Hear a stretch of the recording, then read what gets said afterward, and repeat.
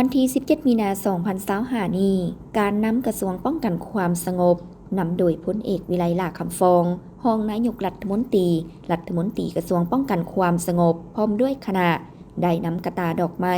และกระตาของขวัญเข้าเยี่ยมยามและอวยพรพลตรีอาซังลาวรี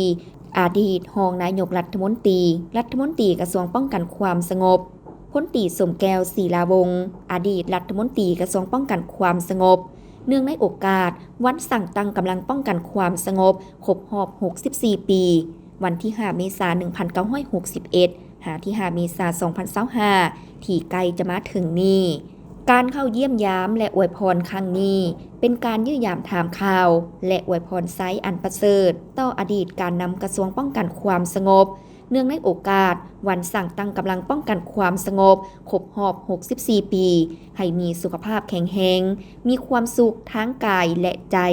มีความสุขส่วนตัวและครอบครัว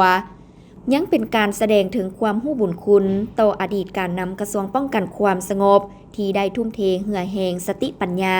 ความรู้ความสามารถในการนำพาซี่นำกำลังป้องกันความสงบประชาชนลาวให้เติบใหญ่เข้มแข็งเด็ดเดี่ยวกล้าหาญและเฮ็ดสำเร็จหน้าที่อย่างโดดเด่นสง่าผ่าเผย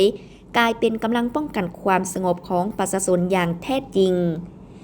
โอกาสนี้พลตรีอาซังลาวลีและพลตรีสมแก้วศิลาวงศ์ได้แสดงความขอบใจต่อพลเอกวิไลลาภคำฟองรองนายกรัฐมนตรีกระทรวงป้องกันความสงบพร้อมคณะที่ได้มาเยี่ยมยามและอวยพรในครั้งนี้และขออวยพรไซให้ทานพร้อมด้วยคณะตลอดฮอดกำลังป้องกันความสงบทุกสหายจงมีสุขภาพแข็งแรงมีพลานามัยสมบูรณ์เฮ็ดสำเร็จหน้าที่การเมืองตามคาดหมายที่วางไว้สืบต่อพร้อมกันก่อสร้างกำลังให้มีความเติบใหญ่เข้มแข็งตอบต้านกลอุบายของศัตรูให้ทันการตามที่ภาครัฐและประชาชนมอบหมายให้ในวันเดียวกันนี้พลโทกงทองพงษ์วิจิตรพลโทคำกิ่งผุยลาภมณีวงศ์รองรัฐมนตรีกระทรวงป้องกันความสงบและพลจัตวาหุ่มพันธ์ผิวเข้มพรรองหัวหน้ากลุ่มใหญ่การเมืองป้องกันความสงบพร้อมด้วยคณะ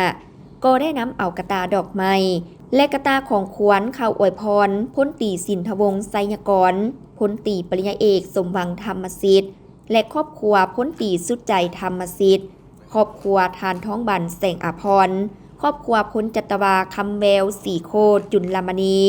ครอบครัวพลตรีเสียงสมกุลละวงศ์ครอบครัวพลตรีคำพลบุตรนาคำและครอบครัวพลจัตวาตุลาอินทาธิราชอดีตรัฐมนตรีรองรัฐมนตรีกระทรวงป้องกันความสงบเนื่องในโอกาสวันสั่งตั้งกำลังป้องกันความสงบครบรอบ 64 ปีตื่มอีก